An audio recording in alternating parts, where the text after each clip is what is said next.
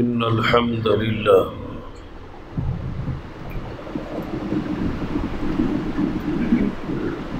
نحمده ونستعينه ونستغفره ونعوذ بالله من شرور أنفسنا ومن سيئات أعمالنا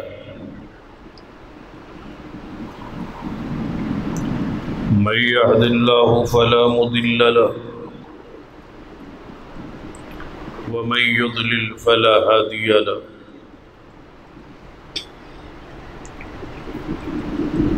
أشهد أن لا إله إلا الله وحده لا شريك له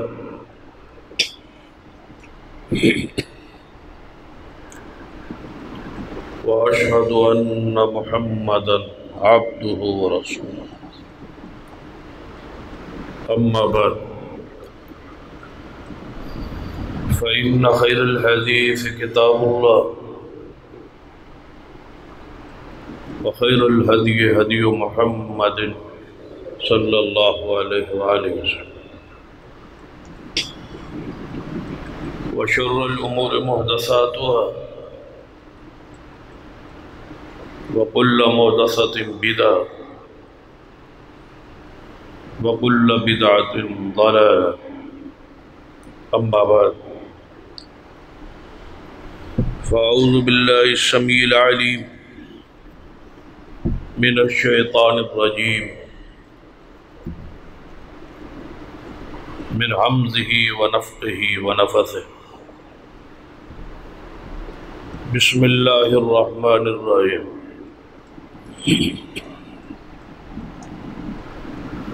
إن الذين يغضون أصواتهم عند رسول الله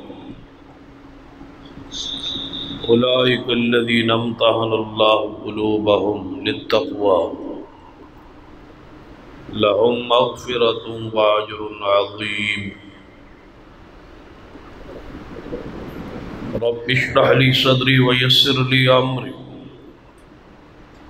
واحلل عقدة من لساني يفقهوا قولي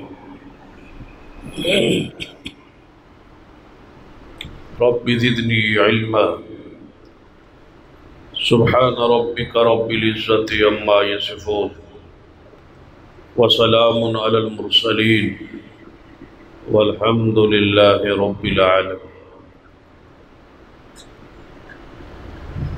حضرات،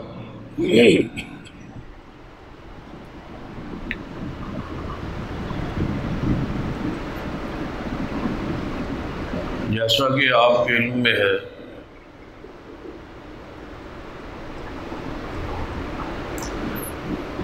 کہ ماہ رمضان کے آخری خطبہ جمعۃ المبارک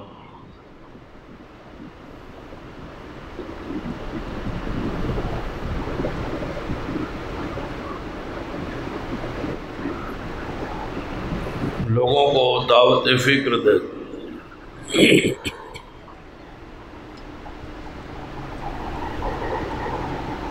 کہ نبی رحمت صلی اللہ علیہ وسلم کی حدیث ہے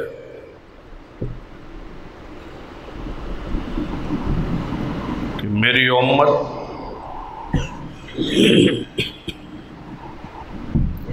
میرے جانے کے بعد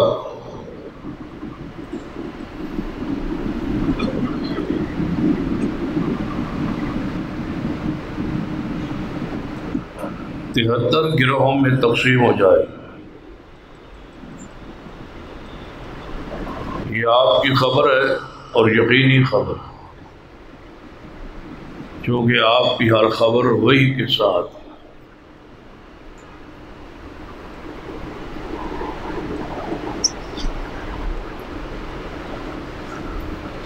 پھر ساتھ ہی دوسری حدیث میں نبی رحمت صلی اللہ علیہ وسلم کا فرمان ہے کہ میری امت کا ایک گروہ قیامت تک حق پر قائم رہے.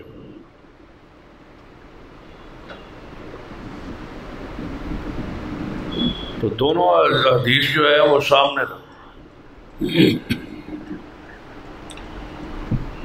پہلی حدیث کہ میری امت فرقوں میں بٹ جائے گی، تقسیم ہو جائے گی. وہ فرقے 73 یا اس سے زیادہ ہو۔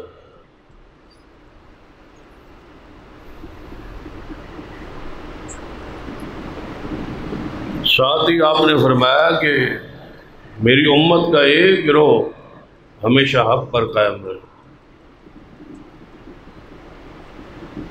تو دونوں باتیں آپ ہمارے سامنے۔ پہلی خبر کہ میری امت 73 فرقوں میں تقسیم ہو جائے گی، یہ خبر پوری ہو چکی ہے اور امت تقسیم ہو گئی۔ جب یہ ہمارا ایمان ہے کہ رسول رحمت صلی اللہ علیہ وسلم کی حدیث پوری ہو چکی ہے اور امت گروہوں میں تقسیم ہو گئی،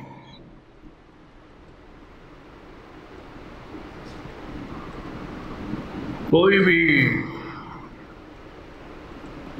صاحب عقل اس کا انکار نہیں کر سکتا۔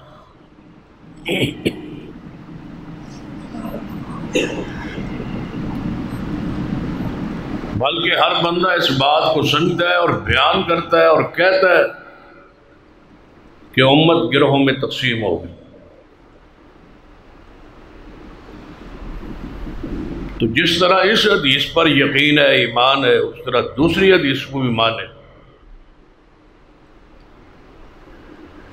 73 گروہوں والی حدیث جامع ترمذی میں ہے، اور ایک جماعت قیامت تک حق پہ رہے گی، یہ حدیث صحیح البخاری میں۔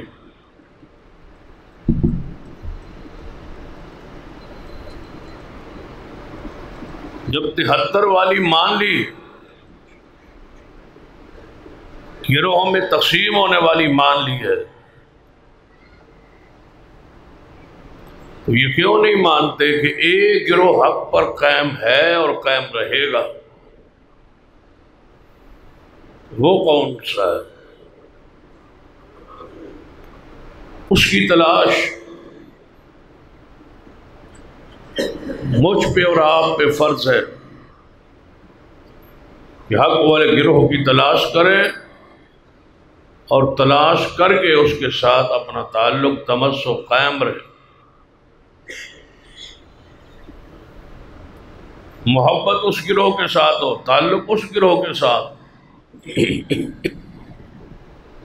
باقی سارے فرقوں کو چھوڑ کے اس گروہ کے ساتھ تعلق ہونا چاہیے جس کی بشارت حدیث مصطفیٰ صلی اللہ علیہ وسلم میں ہے کہ گروہ حق پر رہے۔ وہ کون سا گروہ ہے جو حق پر ہے؟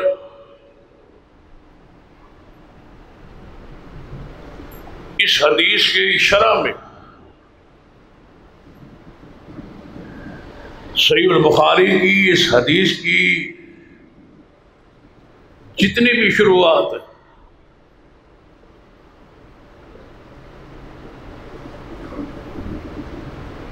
ان کو ذرا پڑھیں کہ حق والے اس گروہ کی جو شرح میں تفسیر میں محدثین کے اقوال ہے ان کو پڑھیں۔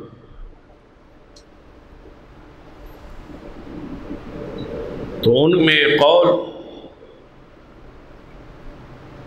امیر المومنین فی الحدیث امام بخاری رحمۃ اللہ علیہ کے استاد، ان کی شیخ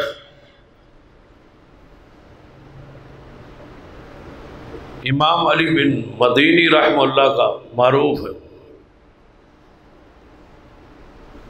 آپ فرماتے ہیں کہ اس گروہ جو قیامت تک حق پہ رہے گا، جس کی میں جو خبر ہے، اگر اس سے مراد اہل حدیث نہیں ہے تو پھر میں نہیں جانتا کہ اور کون۔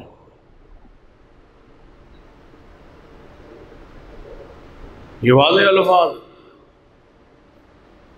اور آج کے نہیں، کئی 100 سال پہلے جو کہنے والے ہیں وہ امام بخاری کے بھی استاد ہیں۔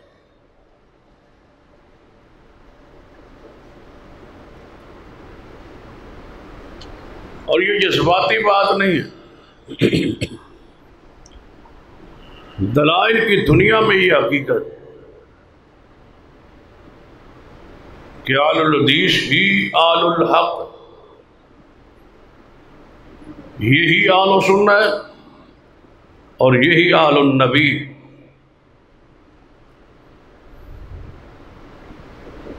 یہی اہل حق۔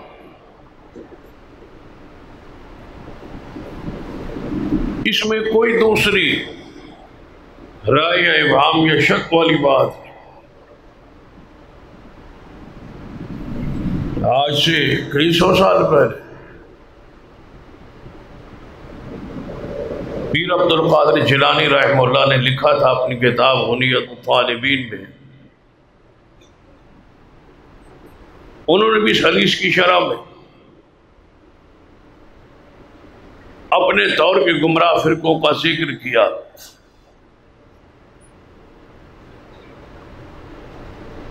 پیر عبد القادر جیلانی رحمہ اللہ نے، جنہیں ہمارے معاشرے میں، ہماری قوم میں، ہمارے ماحول میں غوث اعظم کہا جاتا، جن کے نام کی نظر و نیاز دی جاتی ہے اور 11ویں کے نام سے معروف، وہ پیر عبد القادر جیلانی رحمہ اللہ اپنی کتاب غنیۃ الطالبین میں اس حدیث کے تحت اس دور کے گمراہ فرقوں کا ذکر کرتے ہیں۔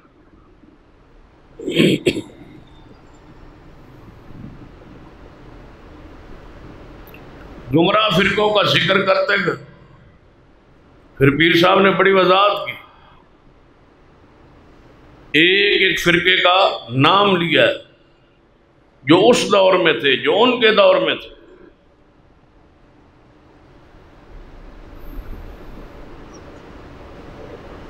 یہ جتنے باطل گروہ ہیں اس دور میں موجود تھے۔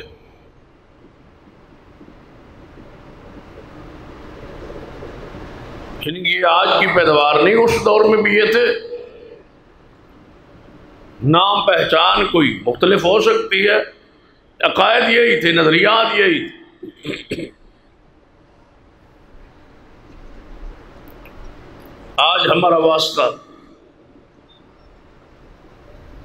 ہمارا تعلق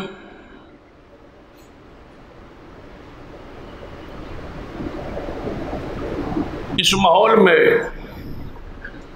یا آل الحدیث سے پڑتا ہے یا پھر احناف سے پڑتا ہے۔ ہمارے پاکستان میں یہ دو ہی گروہ ہیں، یا احناف ہیں یا آل الحدیث۔ شیعہ کے حوالے سے تو ہمارا سب کا ایک ذہن فکر بن گئی ہے، یہ سوچ بن گئی ہے، یہ نظریہ بن گیا ہے، ان کی تو بات ہی نہ کرے، وہ تو حق پر نہیں ہے۔ چلو یہ ذہن بن جانا بھی سمجھتا ہوں کہ علماء کی کرامت، علماء کی محنت ہے، قائدین کی قربانی ہے، اس کے پیچھے خون ہے، ہزاروں جانیں اس پر لگی ہے، تب جا کے یہ قوم مانی ہے کہ ان کا ذکر ہی نہ کرے، وہ تو حق پر نہیں ہے۔ چلو شکر ہے، اتنی قربانیوں کے بعد، اتنی شہادتوں کے بعد، اتنی محنتوں کے بعد، اتنے خطابات اور دروس اور وعظ اور کتابیں لکھنے کے بعد یہ قوم مان تو گئی ہے کہ یہ گروہ اس کا ذکر نہ کرے، یہ حق پر نہیں۔ میں سمجھتا ہوں اس دور میں یہ علماء کی بہت بڑی خدمت ہے اور بہت بڑی قربانی ہے کہ ہر مومن کے ذہن میں یہ ڈال دیا گیا ہے، چاہے وہ چاہتا تھا یا نہیں چاہتا تھا، اس کے دماغ میں یہ بات بیٹھ گئی ہے کہ رافضی سے ہی نہیں ہو سکتا۔ اب دوسری لازم بات ہے ذہن میں بٹھانے کے لیے، اس کے لیے قربانیاں تو ہوں، یہاں تو قربانیاں اس سے بھی زیادہ ہے، کیونکہ یہ سارے اسلام کے روپ میں اور ایمان کے روپ میں اور دین کے روپ میں چھپے ہوئے، اس لیے یہاں تو زیادہ قربانیاں درکار ہے۔ کیونکہ آپ کا ذہن نہیں مان. ہماری برادری، ہماری رشتہ داری، ہمارے تعلقات، ہمارا اٹھک بیٹھک، کھانا پینا سب سانجھ ہے.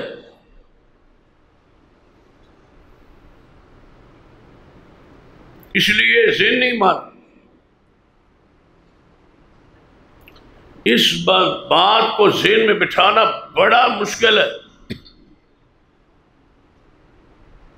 پیر عبد القادر جیلانی رحمہ اللہ، وہ لوگ، وہ شخصیات، وہ بزرگ، وہ اولیاء، وہ محدثین جنہیں دنیا کے لوگوں کی کوئی پرواہ نہیں ہوتی تھی، وہ بات تو پھر صحیح کہہ دیتے تھے، لکھ دیتے.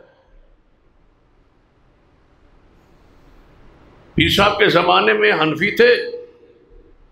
صرف یہ تقسیم نہیں تھی جو آج حنفی مختلف ناموں سے تقسیم ہے، کہ کچھ بریلوی اور کچھ دیوبندیوں کی تقسیم میں ہے. حنفی تو حنفی ہوتا ہے، چاہے وہ کسی صورت میں بھی ہو، کسی روپ میں بھی ہو. بریلوی کہلائے، دیوبندی کہلائے، حیاتی کہلائے، مماتی کہلائے، بنیاد تو وہی ہے. اوپر حنفیت، اسی آگے شاخ ہے. عقیدہ ایک ہے، سوچ بھی ایک ہے، منزل بھی سب ان کی ہے.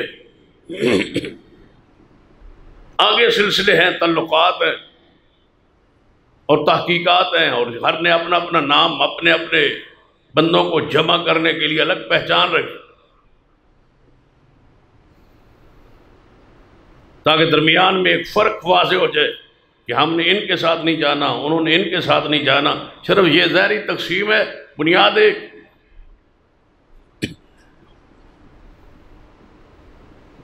اور غور کرے کہ ہم اہل الحدیث اس دور میں بھی اہل حدیث تھے. پیر عبد القادر جیلانی رحمہ اللہ کے زمانے میں اس وقت بھی اہل حدیث تھے، آج بھی اہل حدیث ہے. نہ اس وقت تقسیم تھے، نہ آج تقسیم. پیر صاحب کے زمانے میں حنفی تھے، تقسیم نہیں تھی. تقسیم بعد میں شروع ہوئی.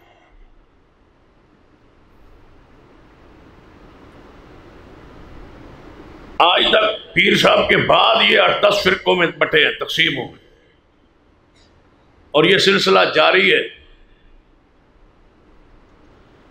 اور مجھے امید ہے کہ یہ قیامت تک جاری رہے گا. یہ تقسیم ہوتے رہے گے، تقسیم ہوتے رہے گا. اہل الحدیث کا یہ وصف ہے کہ آج سے 1300 سال جو عقیدہ تھا آج بھی وہی ہے، اور قیامت تک یہی رہے. نہ نماز بدلی، نہ اعمال بدلے، نہ عقائد بدلے، نہ نسبتیں بدلے. یہی فرق ہے دوسرے اور اہل الحدیث کا. پیر عبد القادر جیلانی رحمہ اللہ اپنے دور کے گمراہ فرقوں کا ذکر کرتے ہیں اس حدیث کی روشنی میں کہ فرقے اس امت کے بن جائیں گے. حدیث ہے، بشارت رسول ہے، خبر ہے.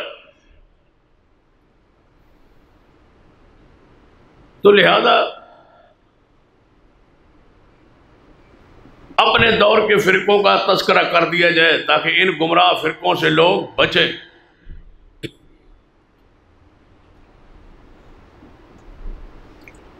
ان گمراہ فرقوں کا ذکر کرتے کرتے یہ بات تھوڑی سی سخت تو ہے اور دل پہ ہاتھ رکھ کے برداشت کرنے والی، اور جتنا سننا اور برداشت کرنا مشکل ہے اتنا بیان بھی مشکل ہے. پھر میں بیان کرتا ہوں، آپ ذرا اس کو سننے کی ہمت کریں. پیر عبد القادر جیلانی رحمہ اللہ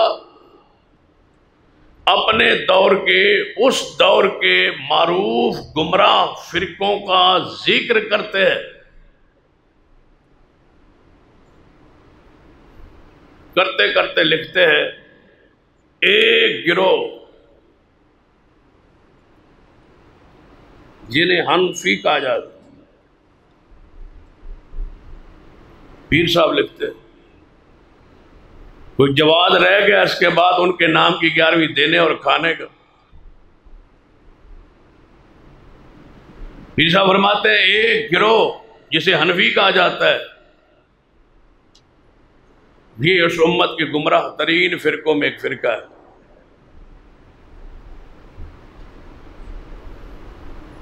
پیر صاحب فرماتے ہیں مجھے سے گلا تو نہیں ہے، پیر صاحب سے گلا ہونا چاہیے۔ میں تو ان کی بات بیان کر دی ہے، ان کی بات کا نچوڑ بیان کی ہے، خلاصہ بیان کی ہے، ان کتاب عربی میں ہے، ترجمہ اردو میں ہے، آپ پڑھ۔ ساتھ فرماتے ہیں ان کی نسبت، ان کا تعلق اپنا جوڑتے ہیں امام ابو حنیفہ رحمۃ اللہ علیہ سے۔ فرماتے ہیں ان کے نام بھی منسوب ہے، ان کے ساتھ اپنے آپ کو جوڑتے ہیں، حنفیہ کہلاتے ہیں، اور ہیں یہ کیا؟ آپ نہ کہنا، یہ گمراہ ہے۔ ہر فرقے کا نام لکھا ہے اوپر، نیچے اس کی اوصاف، اچھے تھے برے تھے وہ بیان کر۔ آگے پیر صاحب نے ایک عنوان باندھا ہے آل الحدیث کا۔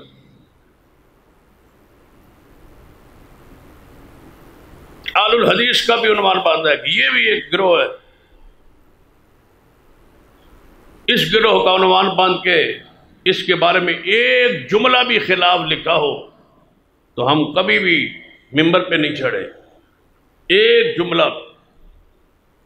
فرماتے ہیں یہ جو گروہ آل الحدیث کا ہے یہی آل و سنت ہے، یہی اہل حق ہے، یہی وہ گروہ ہے جو قیامت تک رہے گا، اور جو ان کو برا کہے وہ زندیق ہے، بدعتی ہے، گمراہ ہے۔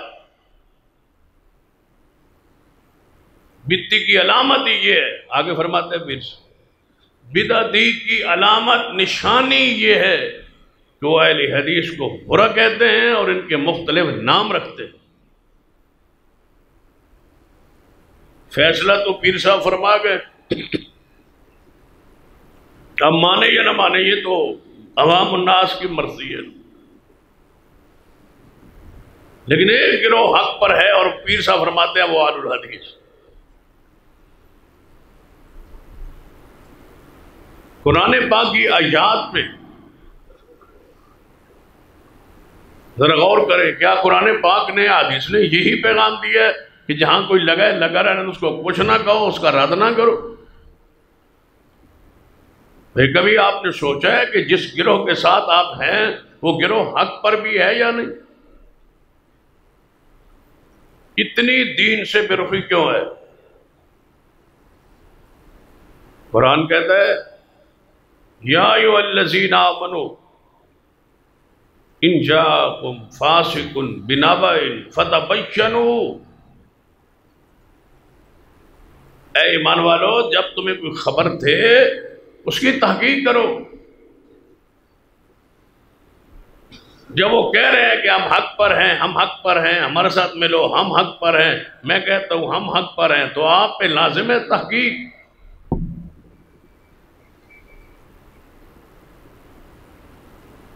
تحقیق کرے، اور جہاں بھی تحقیق ہوئی ہے نتیجہ نکلا۔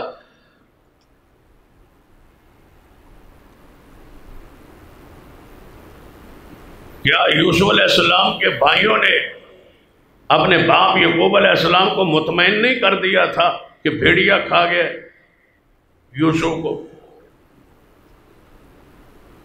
تو کیا یعقوب علیہ السلام بات مان گئے تھے ان کی کہ میرے 10 ہیں اور بیٹے ہیں اور نبی کے بیٹے ہیں اور ایک نبی کے پوتے ہیں اور تیسرے نبی کے پڑپوتے ہیں، اور جو کہہ رہے ہیں ٹھیک ہے؟ نہیں،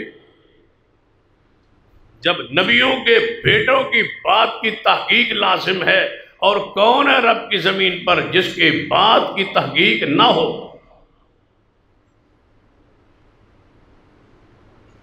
فرمایا میرا ذہن نہیں مانتا تمہاری دلیل کو، بل سولت لکم انفسکم امرا، مجھے محسوس ہوتا ہے کہ دلیل تم نے خود بنائی ہے، یہ بات تم نے بنائی ہے۔ یہاں مفسرین نے لکھا ہے کہ یعقوب علیہ السلام نے قمیض یوسف کو کھولا، دیکھا کہ بھیڑیا یوسف کو کھائے تو یہ قمیض کیوں نہ پھٹے؟ اگر یوسف کے بدن پہ یہ قمیض تھی نہیں تو پھر یہ قمیض پر خون کیسا؟ پھر بولے بل سولت لکم انفسکم امرا، بیٹو سچی بات تو یہ ہے کہ یہ بنی بنائی بات لگتی ہے، بنی بنائی۔ تم نے کہیں بیٹھ کے اس بات کو گھڑا ہے، بنایا ہے، تم مکر کرتے ہو، یہ دلیل تم لے آئے ہو، بنا کے لے آئے ہو۔ اور یہ بات بل سولت لکم، میرے اور آپ کے لیے یہ الفاظ آئیڈیل تم نے بنائی۔ ہر باطل گروہ نے اپنے مذہب، اپنے مسلک، اپنے اعمال پر دلائلوں کو گھڑایا اور بنایا،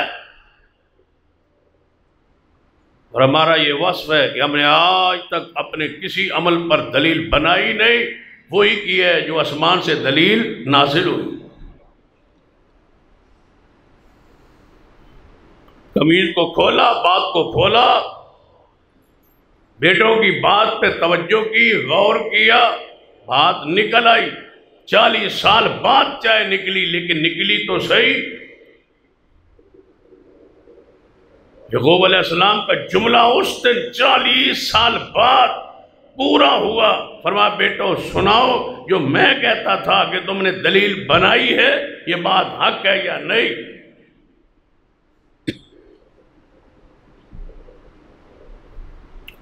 زلیخا نے بھی دلیل دی تھی، کیا کہا تھا؟ اس بندے کا کیا سزا ہو جو تیری اہلیہ سے برائی کا ارادہ کرے؟ جھوٹ بولا تھا، فاسقہ تھی، اپنے شوہر کا رخ موڑنا چاہتی تھی یوسف علیہ السلام کے خلاف، تو کسی سیانے سمجھدار نے کہہ دیا تھا کہ اس کے پیچھے ایسے ہی نہ لگ جانا، پہلے دلیل کی تحقیق تو کر، قمیض یوسف تو دیکھ۔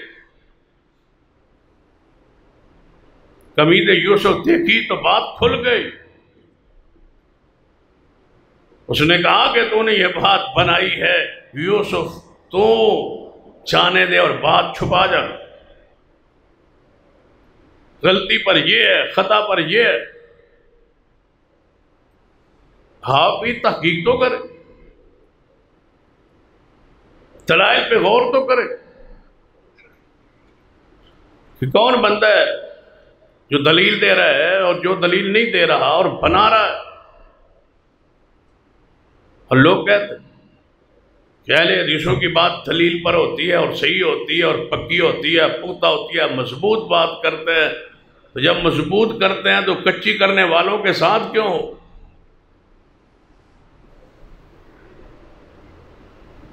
ایک بندہ خود کہتا ہے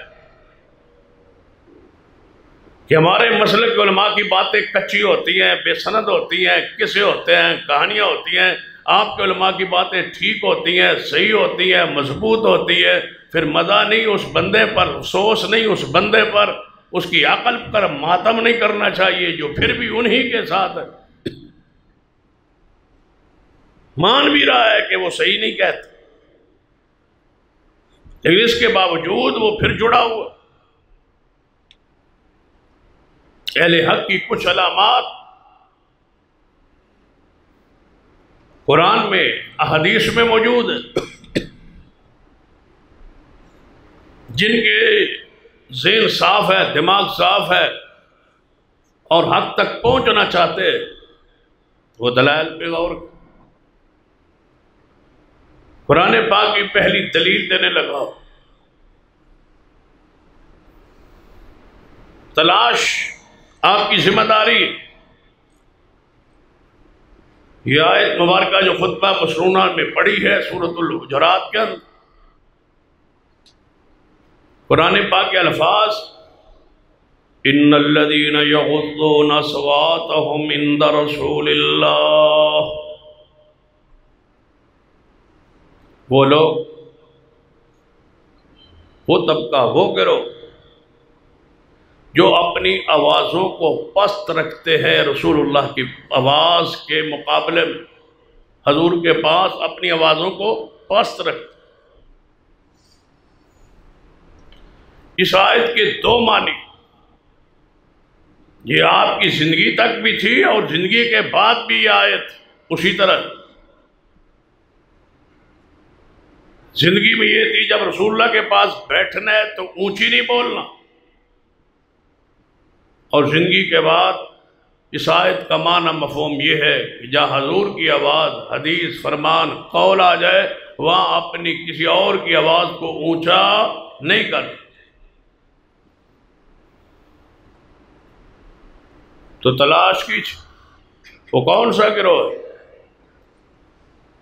جو اپنی آواز رسول اللہ سے اونچا نہیں کرتا، بلند نہیں کرتا، رسول اللہ کے سامنے اپنی آواز کو پست رکھتا ہے، اپنی سوچ کو، اپنی فکر کو، اپنے اتحاد کو، اپنے قیاس کو، اپنے عمل کو کوئی حیثیت نہیں دیتا۔ رسول اللہ کی حدیث کے مقابلے میں وہ ساری دنیا تلاش کرے، وہ ایک ہی گروہ ہے، وہ اہل الحدیث کا ہے۔ ہم نے اپنی بات کو کبھی اونچا نہیں کیا مصطفیٰ کی بات سے،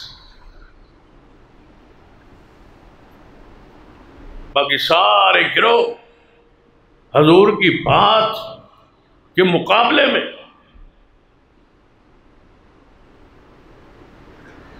لے آتے ہیں۔ ماہ رمضان گزر ہے،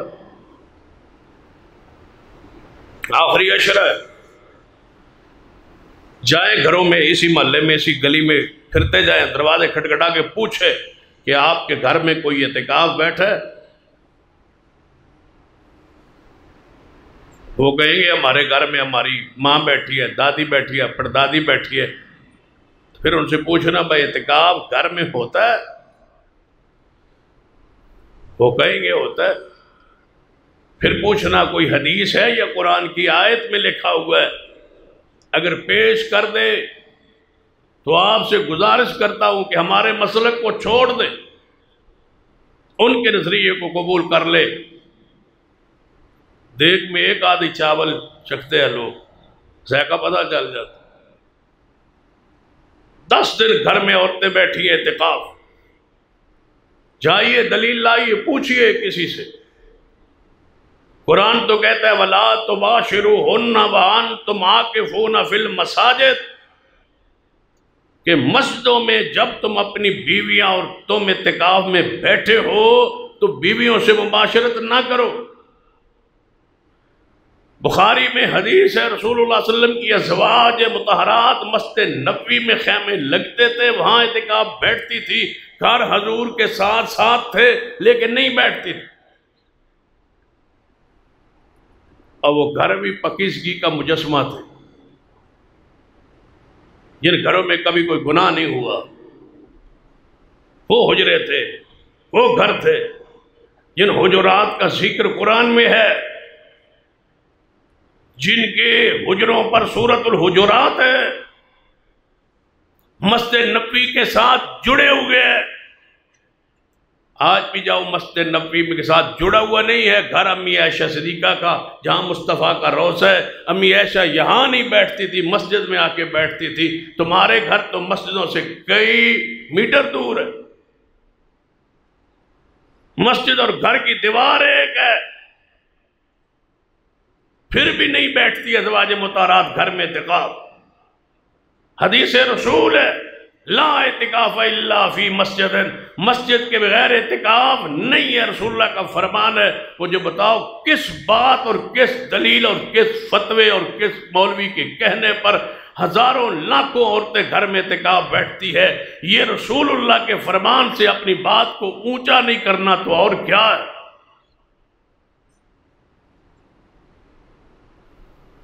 پوری ذمہ داری سے کہہ رہا ہوں، جو بندہ، جو عورت، جو مرد گھر میں اعتکاف بیٹھتا ہے اس کا اعتکاف نہیں ہے۔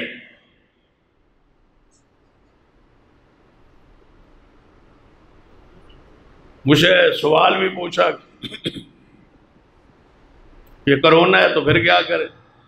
اب تو گھروں میں بیٹھ سکتے ہیں۔ میں نے کہا نہ بیٹھ، اگر کرونا کا مسئلہ آپ کو محسوس ہوتا ہے کہ نہیں بیٹھنا تو نہ بیٹھ، گھر میں پھر بھی نہیں۔ یہ تو ایسے ہی ہے جیسے بندہ کوئی کہے کہ عمرے پر پابندی ہے، وہاں جا نہیں سکتا تو گھر ہی نہ کر لے۔ عمرہ کے لیے وہاں جانا ہوتا ہے، بیت اللہ میں، اعتکاف کے لیے مسجد میں آنا ہوتا ہے۔ آگے فطرانہ آ رہا ہے، ان کا وزن 2.25 سیر ہے، فطرانہ 2.25 سیر، ہم کہتے ہیں 2.5 کلو ہے۔ اب یہ 2.25 سیر 2.5 کلو، فرق تو تھوڑا سا ہے لیکن زمین آسمان کا فرق ہے۔ اب وہ 2.25 سیر کیوں دیتے؟ اس لیے کہ ان کے امام ابو حنیفہ رحمۃ اللہ علیہ رہتے تھے کوفہ میں، اور کوفہ کے اندر جس ٹوپے سے گندم اناج ناپا جاتا تھا اس کا وزن 2.25 سیر تھا۔ ہم جو فطرانہ دیتے ہیں وہ ہم نے ناپا رسول اللہ کے ٹوپے مدینے والے کے ساتھ، جس کے ساتھ حضور نے دیا۔ اور آپ کی معلومات کے لیے عرض کرو کہ آج بھی حضور کا ٹوپا مبارک مدینہ میں موجود ہے۔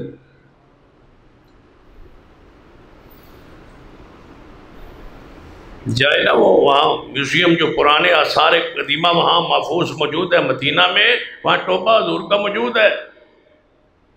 ہمارے علماء کرام نے، نواب صدیق الحسن خان بھوپالوی رحمۃ اللہ علیہ لکھتے ہیں، میں خود مدینے جا کے وہ ٹوپا ناپ کے لایا تو وہ 2.5 کلو ہندوستانی 2.5 کلو بنا، تو ہم کیوں نہ اس ٹوپے کے ساتھ دے جس کے ساتھ رسول اللہ نے دیا ہے؟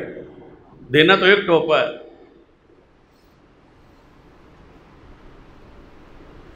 فطرانہ کتنا ایک بندے کا؟ ایک ٹوپا گندم کا، جو کا، جو خوراک آپ کے یہاں کھائی جاتی ہے ٹوپا ہی، ان کے نزدیک بھی ہمارے نزدیک، بس فرق یہ ہے کہ ٹوپا کون سا ہو۔ ہم کہتے ہیں وَرَفَعْنَا لَكَ ذِكْرَكَ، ٹوپا رسول اللہ کا، وہ کہتے ہیں ٹوپا امام صاحب کا۔ اب بتائیں بات کس کی اونچی ہے؟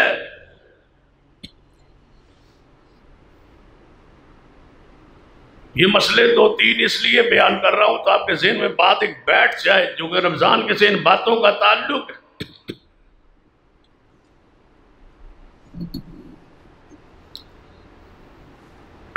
عید آئے گی، نماز، عید میں ہماری تکبیرات زائد 12 ہیں، ان کی 6۔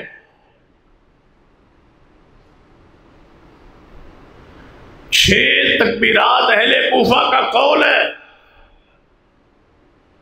اور 12 تکبیرات میرے مصطفیٰ علیہ السلام کا عمل ہے۔ اب دیکھیں کہ آواز کون حضور سے اونچی کرتا ہے؟ ایک لے آئے پورا ذخیرہ اسلام ایسا عمل جہاں ہم نے اپنے اجتہاد کو، اپنے قیاس کو، اپنی مرضی کو، اپنے مولویوں کے فتووں کو، اپنے بزرگوں کے فتویٰ جات کو حضور سے اونچا کیا۔ یا اللہ، جو تیرے رسول سے اپنی قول بات، اپنے فتوے کو اونچا نہ کرے اس کی کوئی صلہ اجر۔ فرمایا لہم مغفرہ، لہم مغفرۃ واجر عظیم۔ اللہ فرماتا ہے میری طرف سے انہیں بخشش کی خبر دے دے، یہ سارے بخشے ہوئے لوگ ہیں جو اپنی آواز محبوب سے اونچا نہیں کرتے۔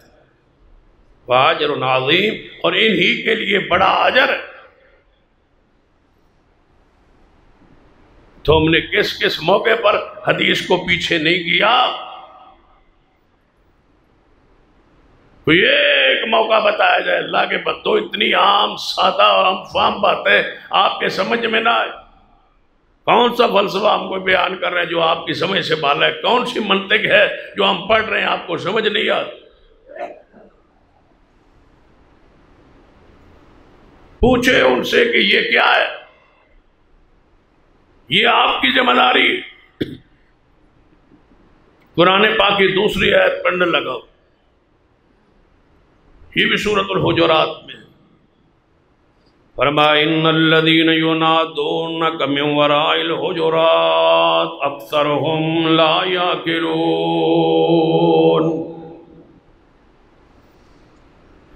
کچھ لوگ حضور علیہ السلام کے پاس آئے،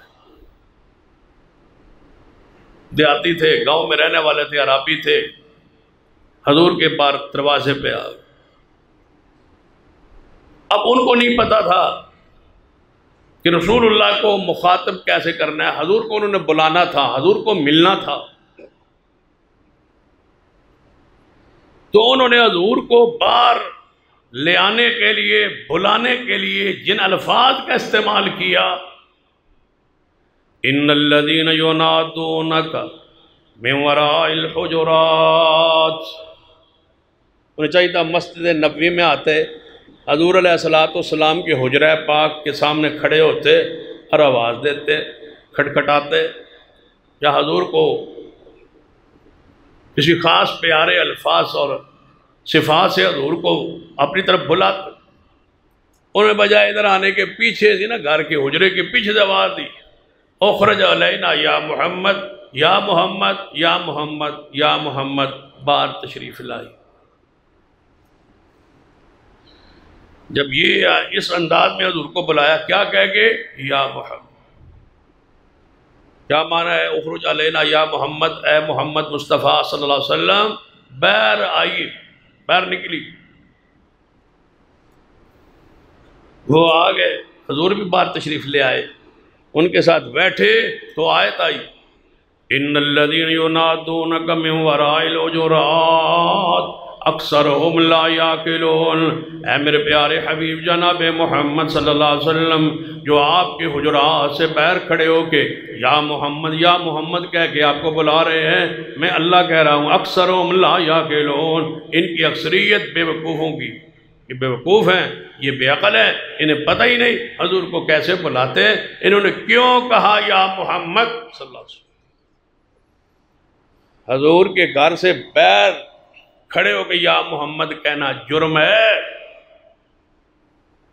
اور یہاں پاکستان میں کھڑے ہو کے یا محمد کہنا یہ کون سی اسلام ہے، دین ہے، شریعت ہے؟ تمہیں نہیں پتا حضور کو کیسے بلاتے ہیں؟ تمہیں نہیں پتا حضور کے لیے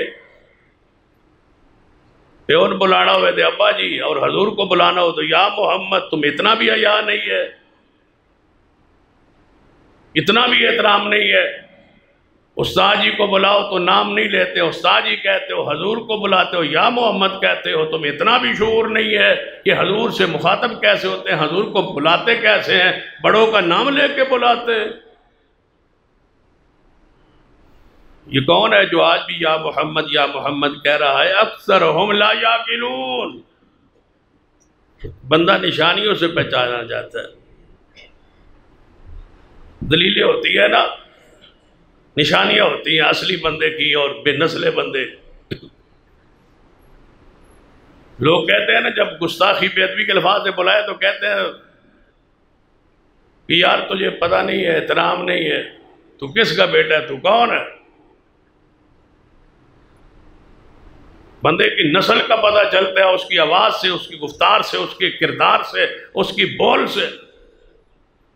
اللہ نے فرمایا جاہل ہیں، بے وقوف ہیں ایسا کہنے والے۔ میرے محبوب علیہ السلام کو اس طرح نہیں بلانا۔ جب آپ آئیں حضور کو ملنا ہو تو آپ کے انتظار میں مسجد میں آ کے بیٹھ جائیں، جب حضور تشریف لے آئیں تو اپنی بات کہو، خبردار آج کے بعد یا محمد کہہ کے حضور کو بلاؤ۔ یہ آج تک بلا رہے ہیں، نہیں باز آئے، ان کے باپ دادا اس وقت بعد نہیں ہے، آج بھی نہیں آئے۔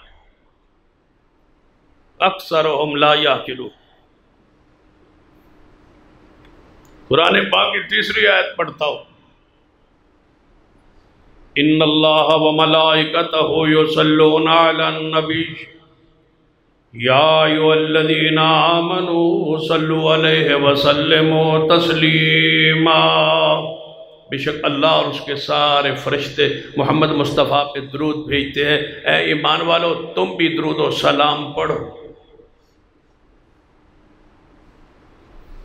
صحابہ اکرام نے اس آیت مبارکہ کو پڑھا اور سنا اور حضور کے پاس تشریف لے آئے۔ حدیث صحیح البخاری میں یا رسول اللہ صلی اللہ علیہ وسلم ہم جب نماز پڑھتے ہیں تو السلام علیکہ ایھا النبی، ہم سلام تو پڑھتے ہیں، ہمیں سلام کا پتہ ہے، معرفت ہے، پہچان ہے وہ کون سا ہے اور کس طرح پڑھنا چاہیے۔ ہم تشہد میں بیٹھ کے السلام علیکہ ایھا النبی کہتے ہیں، لیکن قرآن کہتا ہے صلو علیہ وسلم، سلام بھی پڑھو، درود بھی پڑھو۔ یہ جو درود ہے یہ کیسے پڑھنا ہے، اس کے الفاظ ہمیں سکھائیے۔ حضور نے فرمایا اس کے الفاظ میں تمہیں سکھاتا ہوں۔ حضور نے پورا درود ابراہیمی جو ہم نماز میں پڑھتے ہیں فرمایا السلام علیکہ ایھا النبی ورحمۃ اللہ وبرکاتہ، السلام علینا وعلی عباد اللہ الصالحین، اشہد ان لا الہ الا اللہ واشہد ان محمد عبدہ ورسولہ پڑھ کے پھر مجھ پہ آگے بیٹھے ہوئے حالت میں درود پڑھنا ہے، اللہم صلی علی محمد وعلی آل محمد، آخر تک یہ حضور نے درود سکھایا صلی اللہ علیہ وسلم۔ سارا ذخیرہ اسلام پڑھی، کبھی آپ نے اہل الحدیث کے علاوہ کسی کو درود مسنون پڑھتا ہوا دیکھتے ہو؟ بتلا دو۔ جبکہ ہمارے بارے مشہور کیا ہوا ہے بدبختوں نے کہ یہ درود نہیں پڑھتے، یہ درود کے منکر ہے۔ جو منکر ہوتا ہے وہ مسلمان نہیں ہوتا، جو نام پاک سن کے نہیں پڑھتا وہ بخیل ہوتا ہے، ملعون ہوتا ہے۔ ہمارا مسلک ہم سے پوچھو نا، تم آگے دوڑ کے ہمارا مسلک عقیدہ کیوں بیان کرتے ہو؟ ہم سے کوئی پوچھے کہ درود کے بارے میں تمہارا کیا خیال ہے، ہم کہتے ہیں درود جو نہ پڑھے وہ بخیل و ملعون ہے، جو انکار کرے وہ کافر ہے۔ درود پڑھنا واجب ہے، فرض ہے، سنت ہے، دین ہے، شریعت ہے، حسن ہے اسلام کا، مٹھاس ہے اسلام کی، حلاوت ہے اسلام کی۔ اسلام مزیدار ہوتا ہی مصطفیٰ پر درود پڑھنے سے۔ اسلام کی ساری حلاوت اللہ نے درود میں رکھی ہے، ہر تک کا علاج اللہ نے درود میں رکھا ہے۔ صرف ہم الصلاۃ والسلام علیکہ یا رسول اللہ یہ الفاظ نہیں پڑھتے، اس لیے کہ یہ تم نے بنایا ہے، آسمان سے اللہ نے نازل نہیں کی۔ ہم تمہارے بنائے ہوئے درود کو نہیں مانتے، جو اللہ نے نازل کی ہے اس کو تو ہم پڑھتے۔ اور یہ بھی اللہ تعالیٰ کی طرف سے میں سمجھتا ہوں ان پر سزا ہے۔ آپ سوچیں کہ سزا کیوں ہے؟ درود کے یہ قائل تھے، عاشق بھی کہلاتے تھے، درود مانتے بھی تھے، درود انہوں نے پڑھنا بھی تھا۔ تو اللہ تعالیٰ نے کیسے مسنون درود کو ان سے چھین لیا ہے کہ وہ نہیں پڑھنا، یہ پڑھنا ہے جو تم نے خود بنایا ہے، تاکہ تم اس میں بھی پیچھے ہی رہو، ناکام رہو، ذلیل رہو۔ تم درود بھی وہ پڑھو جو تم نے خود بنایا ہے۔ جب بدعت آتی ہے اللہ سنت اٹھا لیتا، یہ حدیث ہے، انہوں نے بدعی بنایا، اللہ نے مسنون اٹھا لیا ہے، وہ نہیں پڑھ، اللہ نے وہ توفیق ہی چھین لی۔ دوسرے طبقے نے وہ اپنی مسجدوں میں لگایا ہوتا کہ جو عصر کی نماز کے بعد بیٹھ کے 80,000 مرتبہ یا ہزار کتنے مرتبہ پتہ نہیں درود وہ پڑھے تو اتنے سال کے گناہ معاف ہو جاتے۔ انہوں نے بھی جھوٹ گڑا ہے، دیوبندیوں نے، انہوں نے بھی کمی نہیں کی، اللہ نے توفیق چھین لی ہے۔ درود مسنون نہیں پڑھیں گے، عمل مسنون نہیں کریں، مار ہے، یہ پھٹکار ہے، یہ اللہ کی طرف سے دھتکار ہے۔ اللہ مسنون عمل نہیں انہیں کرنے دیتا۔ ہم ایک ایک جگہ پر جہاں جہاں حضور نے سکھایا درود وہی پڑھتے ہیں جو رسول اللہ نے خود پڑھا ہے، صحابہ نے پڑھا ہے۔ قرآن پاک کی ایک اور آیت، یا ایھا النبی انا ارسلناک شاہدا ومبشرا ونذیرا وداعیا الی اللہ باذنہ وسراجا منیرا۔ کہ محمد مصطفیٰ صلی اللہ علیہ وسلم سراج منیرا ہے، چمکتا ہوا سورج ہے۔ یہاں مفسرین نے لکھا ہے کہ سورج کون ہے؟ محمد مصطفیٰ صلی اللہ علیہ وسلم۔ باقی چاند ستارے وہ روشنی کے محتاج ہے. وہ روشنی کس سے لیتے ہیں؟ سورج. اس کائنات کے اندر نبوت کے سورج محمد مصطفیٰ صلی اللہ علیہ وسلم. اور جب سورج چڑھ جائے، جب سورج چڑھ جائے، پھر کسی دیے اور ٹیوب اور کسی بلب اور کسی بتی اور لالٹین کی ضرورت نہیں رہے. اگر کسی کی اور بتی سورج کی روشنی کے بعد چل رہی ہو تو باہر سے بندہ کوئی گزرے تو وہ کہتا ہے یار فضول خرچی کرتے ہو، سوئے رہتے ہو، یہ ٹیوبیں بند کرو، یہ بلب بند کرو، سورج چڑھ گیا ہے، دوپہر پہ سورج ہے، تمہاری بتی جل رہی ہے، یہ فضول خرچی ہے. حضرات یہ فضول خرچی ہے. پھر سن لو لوگ کیا کہتے ہیں. یہاں سے گزرتا ہے نا مسجد کے باہر سے، بار دفعہ بار بتیاں جل رہی ہوتی، سورج چڑھا ہوتا، کوئی بھی جماعتی ساتھی بزرگ گزرتا ہے تو وہ غصے میں ہوتا، جلال میں آتا، بس سوئے ہوئے ہوتے. کدھر ہے خادم، کدھر ہے بندے، کہاں ہے ملازم، کہاں ہے اسالہ، یہ بتیاں کیوں نہیں بند کرتے؟ سورج چڑھا ہوا ہے، تمہیں نہیں پتا کہ سورج چڑھا ہوا ہے اور بتیاں جل رہی ہیں، بل رہی ہے، تمہیں پتہ ہی نہیں ہے، شعور ہی نہیں ہے، تمہیں خیال ہی نہیں ہے، تمہیں پرواہ ہی نہیں ہے. پھر آگے غصے ہوں تو کہتے ہیں بل جیب سے دینا ہو تو بتاؤ.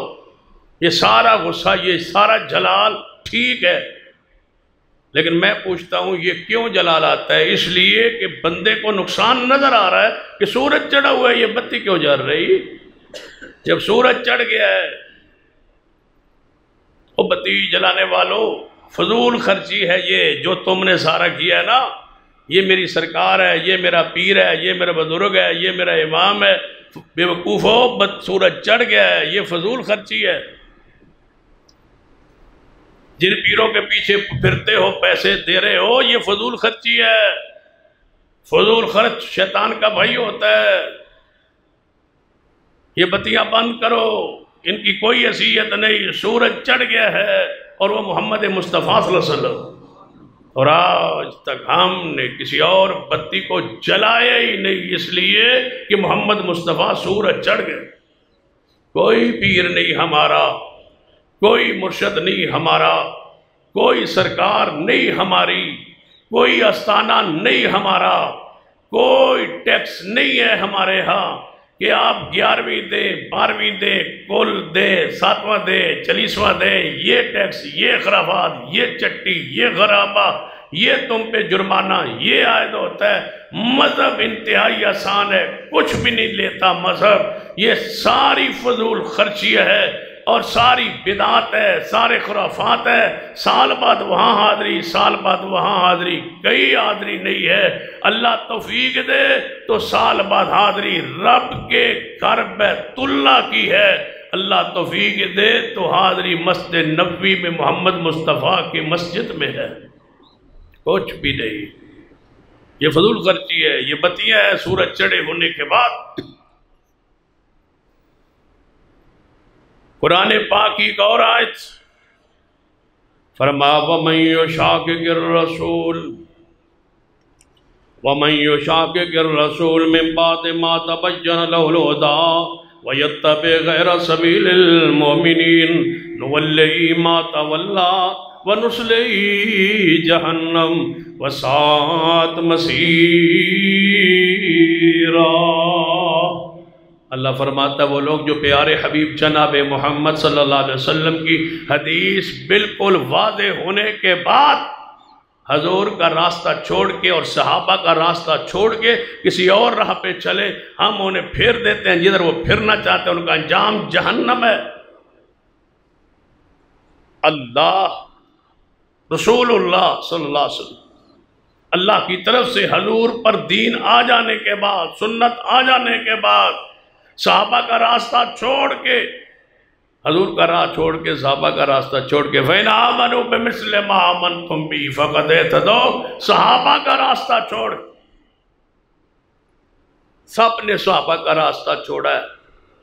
واضح حدیث ہے حضور کی رفع الیدین کے بارے میں، واضح.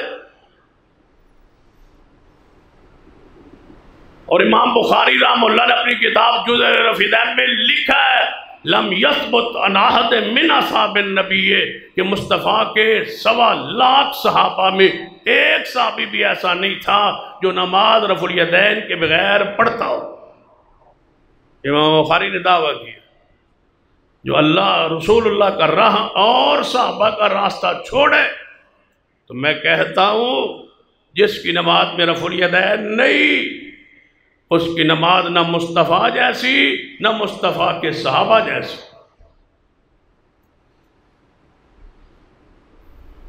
کیا واضح حدیث نہیں ہے کہ حضور نے 8 تراویح پڑھی؟ واضح حدیث بخاری میں ہے۔ امی عائشہ سے پوچھا گیا حضور ماہ رمضان میں کیا کیا پڑھتے تھے، رات کو کیا کرتے تھے، رات کی عبادت کیسی تھی؟ فرمایا رمضان ہوتا یا رمضان کے علاوہ کوئی رات ہوتی، حضور نے کبھی 11 رکعات سے زیادہ نہیں پڑھی، جس میں 8 تراویح ہے اور 3 وتر۔ بخاری کی حدیث فیصلہ کن۔ لوگ کہتے سیدنا عمر نے 20 پڑھی، سیدنا عمر کی 20 والی روایت تم ثابت کر دو، حضور کے صحابی عمر فاروق نے پڑھی ہو اور صحیح حدیث ہو، سیدنا عمر نے خود پڑھی ہوں 20، خود 20 پڑھی ہوں سیدنا عمر نے، لے آؤ ہم تمہیں پیسوں سے تول کے تمہیں انعام دیں گے۔ جھوٹ بولتے ہو سیدنا عمر پر، رافضی ہو، نیم رافض، سیدنا عمر پر الزام لگاتے ہو کہ حضور نے 8 پڑھی، سیدنا عمر نے 20 پڑھی۔ زبان بند کرو سیدنا عمر کے بارے میں، جھوٹ بولتے ہو، یہ حیا کرو۔ سیدنا عمر نے 20 پڑھی، حضور نے 8 پڑھی۔ کیا تم تاثر دینا چاہتے ہو کہ سیدنا عمر حضور سے آگے بڑھتے تھے؟ حضور نے 8 پڑھی، حضور نے 8 پڑھی تو پھر پڑھو نا، کیوں نہیں پڑھتے تھے؟ حضور نے تو 8 پڑھی ہے لیکن سیدنا عمر نے 20 پڑھی، حضور نے تو 8 پڑھی، سیدنا عمر نے 20 پڑھی، حضور نے تو 8 پڑھی ہے، حضور نے 8 پڑھی ہے نا، چلو شکر ہے حضور نے تو 8 پڑھی ہے نا، ہم پڑھ رہے پھر پورا کیوں کہتے؟ جب حضور کہتے ہو 8 پڑھی، ہم نے بھی پڑھی 8، حضور کی تعریف کرتے ہو، پیار کرتے ہو، محبت رکھتے ہو، ان پر ایمان لاتے ہو، ہمیں گالیاں پھر کیوں دیتے ہو؟ ہم وہی تو کر رہے ہیں جو حضور نے کیا ہے۔ سیدنا عمر نے 20 پڑھی، سیدنا عمر نے 20 کہاں پڑھی؟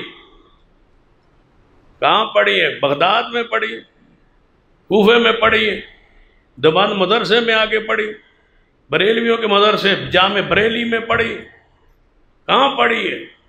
وضاحت کیجئے سیدنا عمر نے کہاں 20 پڑھی ہے؟ میں ممبر پہ کھڑا ہو کے وضاحت کر رہا ہوں، اللہ کی قسم روزے سے قسم اٹھا رہا ہوں کہ اللہ کی قسم سیدنا عمر نے 20 ایک دن بھی نہیں پڑھی۔ جھوٹ بولتے ہو تم، غلط کہتے ہو تم، خیانت کرتے ہو تم۔ اب پہلے کہتے تھے مکہ میں 20 ہوتی ہے، مدینہ میں 20 ہوتی ہے، اللہ کا شکر ہے پچھلے سال بھی اور اس سال بھی جب یہ بیماری کرونا کی وبا آئی، امام کعبہ نے کہا بھائی اس سال وہی پڑھی جائیں گی جو حضور نے پڑھی ہے، 8 رکعات ہی پڑھی، اب 8 ہو رہی ہے۔ اگر 8 نہ ہوتی اصل تو پھر تبدیلی نہ ہوتی۔ وہ پڑھتے تھے ان کے لیے بھئی یہ الگ جماعتیں نہ کروائے، شرارتیں نہ کرے، یہاں آ کے رولا نہ ڈالیں، جھگڑا نہ کرے۔ 10 پڑھا کے ایک امام چلا جاتا، دوسرا آ جاتا، بھئی جس نے 20 پڑھنی ہے پڑھتا رہے، ہمارا تو امام دوسرا ہے نا جس نے پہلی 10 نہیں پڑھی ہوئی، تاکہ یہ شرارت نہ کریں، اپنے اپنے یہاں کھڑے ہو کے جماعتیں نہ کروائے۔ تمہاری شرارت روکنے کے لیے انہوں نے طریقہ اختیار کیا تھا، تم نے سمجھا ہے کہ وہی آ گئی ہے 20 کی۔ پھر انہوں نے اب جب کرونا آیا انہوں نے کہا وہ اب شرارتی تو آ نہیں رہے، سارے ہمارے ہی ہیں چند بندے، تو ہم وہی پڑھیں گے جو مصطفیٰ نے پڑھی۔ اب جاؤ نا مکہ مدینہ میں، تمہیں پتہ چلے کتنی تراویح ہو رہی۔ تبھی تو طارق جمیل صاحب نے دعا کی ہے، اس سال تو میں نے نہیں سنی، پچھلے سال کرونا جب آیا تھا تو اس وقت طارق جمیل صاحب نے دعا کی تھی، یا اللہ اب تو معاف کر دے، اب تو میں معاف کر دے، کرونا لے جا یا اللہ اب تو معاف کر دے، اب تو مکے میں تراویح بھی آدھی ہو گئی، یعنی پہلے 20 ہوتی نا اب 10 ہو گئی، آدھی ہو گئی، آدھی نہیں ہوئی، پوری ہوئی، جڑی زید تھی نا وہ ختم ہو گئی، وہ آ گئی ہیں جو محمد مصطفیٰ نے پڑھی۔ حق واضح ہے، حدیث واضح ہے، عمل واضح ہے، نہیں مانتے؟ جائیے قرآن پاک نے کیا فرمایا ہے، جو مجھ سے محبت کرنا چاہتا ہے وہ کیا کرے، قل ان کنتم تحبون اللہ فاتبعونی یحببکم اللہ وَيَغْفِرْ لَكُمْ ذُنُوبَكُمْ وَاللَّهُ غَفُورٌ الرحیم۔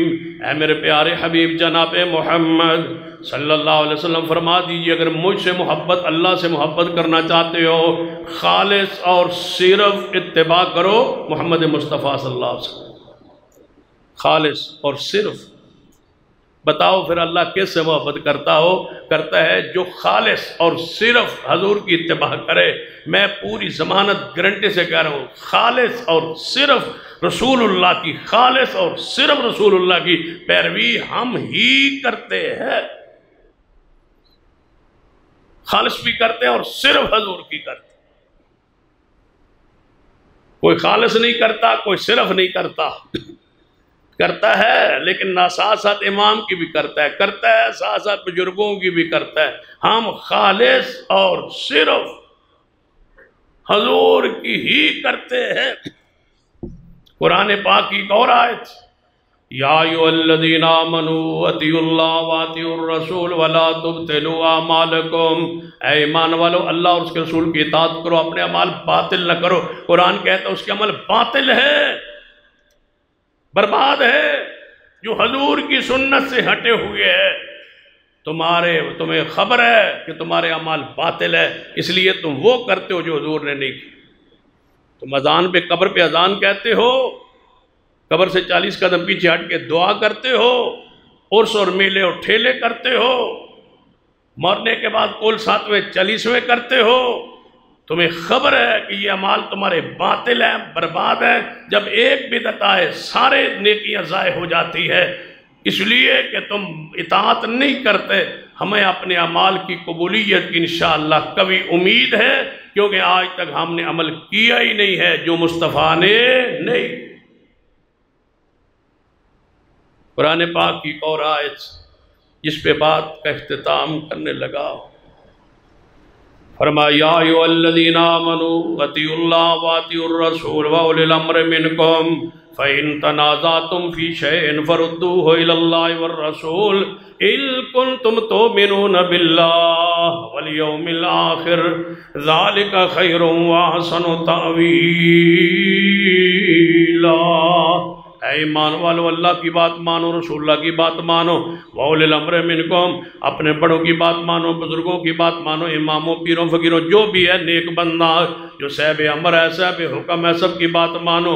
فَإِن تَنَازَعْتُمْ فِي شَيْءٍ فَرُدُّوهُ إِلَى اللَّهِ وَالرَّسُولِ اگر تمہارا پیر، تمہارا امام، تمہارا بزرگ، تمہارا مفتی، تمہارا فقیہ، تمہارا کوئی بڑا اگر قرآن و سنت کے خلاف بات کرے، تمہارا تنازع ہو جائے، جھگڑا ہو جائے، امام کچھ کہے، حدیث کچھ کہے، امام یہ فرمائے، حدیث یہ فرمائے، امام کہے کہ گھر سے بھاگنے والی بچی کا نکاح ہو جاتا ہے، حدیث مصطفیٰ کہ لا نکاح الا بولی، ولی کے بغیر نکاح نہیں ہوتا، مولوی کہے فاتحہ بغیر نماز ہو جاتی ہے، رسول اللہ فرمائے لا صلاۃ لمن لم یقرأ بفاتحۃ الکتاب جو فاتحہ نہ پڑھے اس کی نماز نہیں ہوتی۔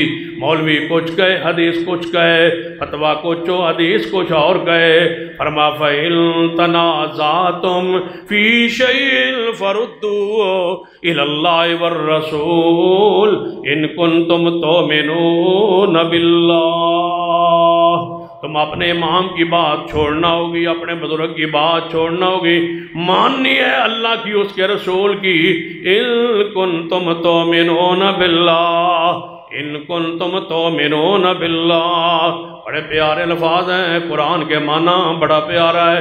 إِن كُنتُمْ تُؤْمِنُونَ بِاللَّهِ اگر تمہارے اندر ایمان کی رتی موجود ہے، اگر تم مومن ہو، اگر تم مومن ہو، اگر تم کے اندر ہمارے اندر ایمان موجود ہے، إِن كُنتُمْ تُؤْمِنُونَ بِاللَّهِ وَالْيَوْمِ الْآخِرِ اگر قیامت پر ایمان ہے، آخرت پر ایمان ہے، میرے سامنے کھڑے ہونے پر ایمان ہے، جنت پر ایمان ہے، جہنم پر ایمان ہے، پل صراط پر ایمان ہے، حشر پر ایمان ہے تمہارا، اور اعمال کے تولے جانے پر تمہارا اگر ایمان ہے، میرے سامنے آنے پر اگر ایمان ہے، ان کنتم تؤمنون باللہ والیوم الآخر، اگر تم مومن ہو، تمہارے اندر ایمان کی رتی بھی موجود ہے، تو تم اپنے امام کی بزرگ کی بات چھوڑ دینا اور بات ماننا پیارے حبیب جناب محمد صلی اللہ علیہ وسلم کی۔ سن لیجئے، حنفی کوئی بات نہیں چھوڑتا امام کی، کہتے یہی ہم چھوڑ دیتے ہیں، کوئی مثال نہیں دے سکتا۔ حنفی نہیں چھوڑتے اپنے امام کی بات، حدیث کو چھوڑ دیں گے، امام کی بات نہیں چھوڑیں گے۔ کیوں؟ فقہ حنفی کی اصولی کتاب ہے، اصول کرخی میں یہ اصول لکھا ہوا ہے، اصول کرخی ہے ان کی کتاب، جو ان کی اصولی کتاب ہے، اس میں لکھا ہوا، اگر ذرا دل پہ ہاتھ رکھیے، توجہ فرمائیے کیا لکھا ہے اصول کرخی میں۔ اگر قرآن کی آیت ہمارے امام کے قول کے خلاف آ جائے، ویسے تو یہ بات سن کے نا آپ سوچو گے یہ بات کوئی مسلمان لکھ سکتا ہے؟ یہ مسلمان نے لکھی ہے اور لکھی ہوئی ہے۔ اگر قرآن کی آیت